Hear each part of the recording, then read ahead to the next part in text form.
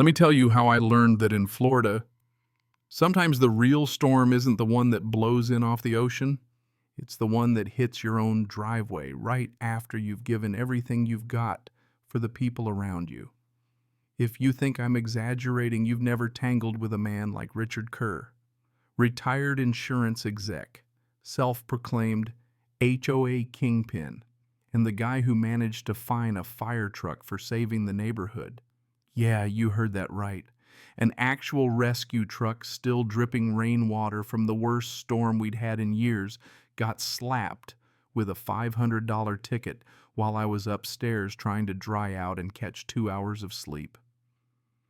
That morning is burned into my memory not because I was proud of what we'd just survived, but because it's the first time in my life I ever felt betrayed by my own neighbors. See, I'm Mike Dawson, captain of Station 6, 20-some years on the job, and I thought I'd seen everything. Floods, hurricanes, brush fires, heart attacks in parking lots, hell. I've even delivered twins in a Taco Bell drive-thru, but nothing prepared me for HOA politics at dawn. We'd just come through 36 hours of hell wind, howling trees, falling whole blocks underwater. Engine 17, our battered pumper, did laps from one end of town to the other, dragging folks out of attics, hauling sandbags, shuttling old-timers who couldn't breathe to higher ground. By the end, our own station lost power, generator coughed, sputtered, died. When that happens, department rules are clear. Primary apparatus gets relocated to a crew member's home somewhere safe out of the flood. My place is up on cinder blocks just above the surge zone, so I limped the engine home at dawn, parked it right up front, and climbed inside to dry off. 3 hours later, sunlight wakes me, and I'm still shivering. I make my way to the kitchen, start the coffee, and see this bright orange paper flapping on the windshield. $500 fine, improper commercial vehicle, storage must be removed immediately. You ever get so mad you can't even talk? I just stood there, jaw clenched, staring at my own truck like it had grown horns.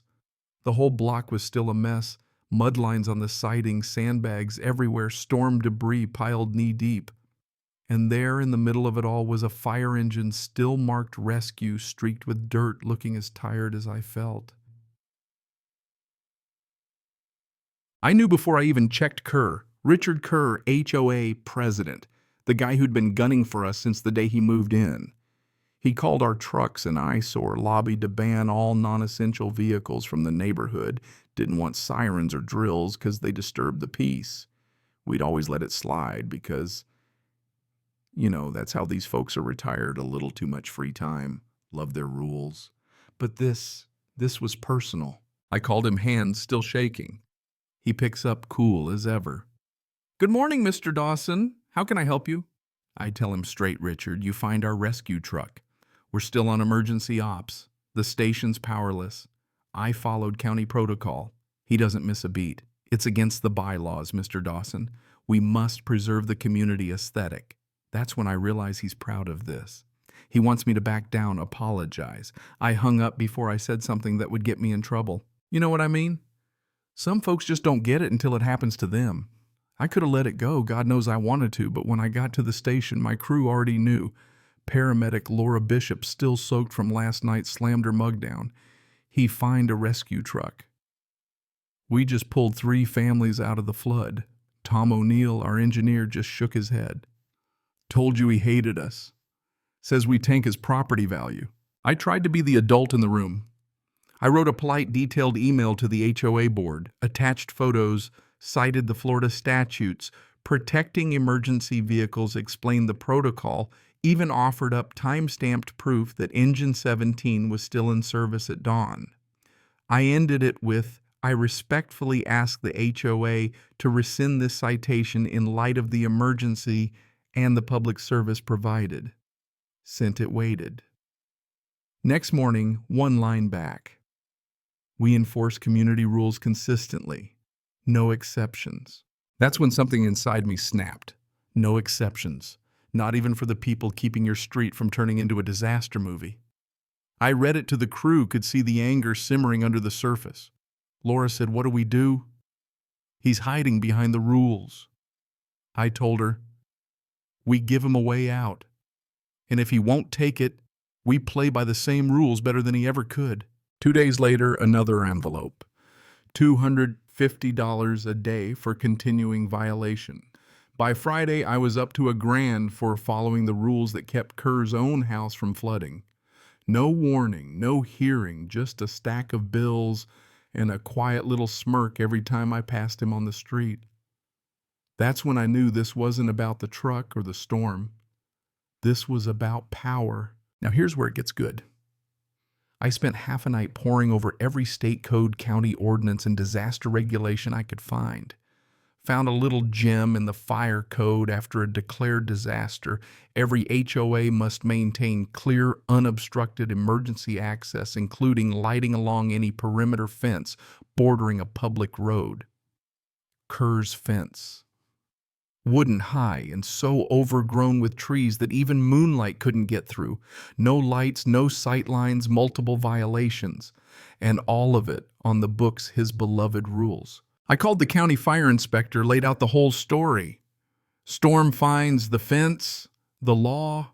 You got photos, he asked. I got better than that. I told him I got a crowd of neighbors who saw it all. Inspector came out clipboard in hand, eyes already rolling. Within 48 hours, official citation. Multiple violations, non-compliant fencing, lack of lighting, blocked emergency access. Kerr was livid, steam out the ears furious. Emails flying, board members calling, but the law is the law. And here's the twist I offered to help. Until the HOA can fund a permanent fix, we'll provide temporary floodlighting on record in partnership with the county. Got it all approved, filed the paperwork. That Saturday as the sun set, we rolled engine 17 and our old ladder truck right up to Kerr's fence, 6 portable rescue floodlights in tow, the kind they use on midnight highway pileups. Neighbors peeked out windows, wondering if we were fighting a fire or throwing a block party. We set up every light, flipped the switches, and boom, Kerr's precious fence lit up like the Super Bowl halftime show. Every splinter, every nail, every weed and branch stood out like a stage backdrop.